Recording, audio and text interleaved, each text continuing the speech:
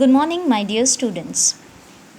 Today we are going to start chapter 6 of statistics, that is diagrammatic presentation of data through bar diagrams and pie diagrams.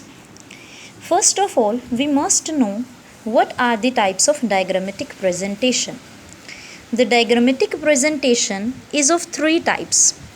The first one is geometric form, under which we can prepare bar diagrams and pie diagrams.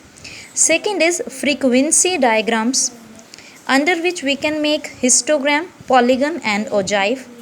And third one is arithmetic line graph or time series graph. In this chapter 6, we are concerned with the geometric form of diagrammatic presentation, that consisting bar diagrams and pie diagrams. Today we are going to do the three types of bar diagrams. So let us know what do you mean by bar diagrams.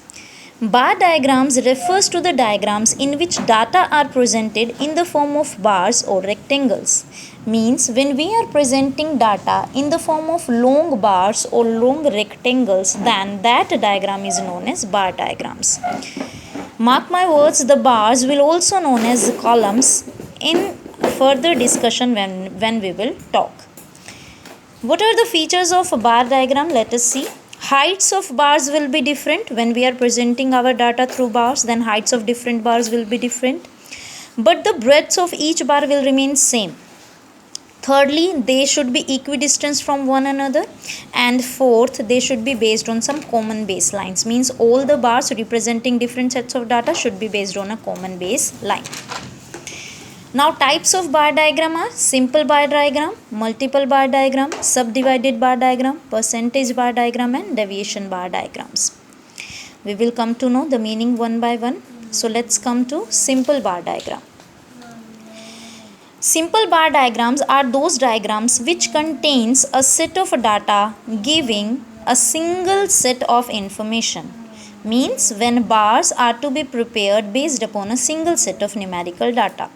So different bars here will represent different values. Like for example, if we want to show income in different years, so various years income will be presented by different bars. Clear? Generally, this simple bar diagram is used to present birth rate, death rate, production level of the commodity, per capita income, different states of India and so on. Basically, wherever we are having a single set of numerical data, there we can use simple bar diagram. Here is an example given. Present the following information in the form of a vertical or simple bar diagram. We have to present this information in the form of a simple or a vertical bar diagram. Years are given to us, so these are the common baseline that based upon years we have to show the birth rates. Okay, so years is been given to us and the birth rate is been given. We have to present in the diagram.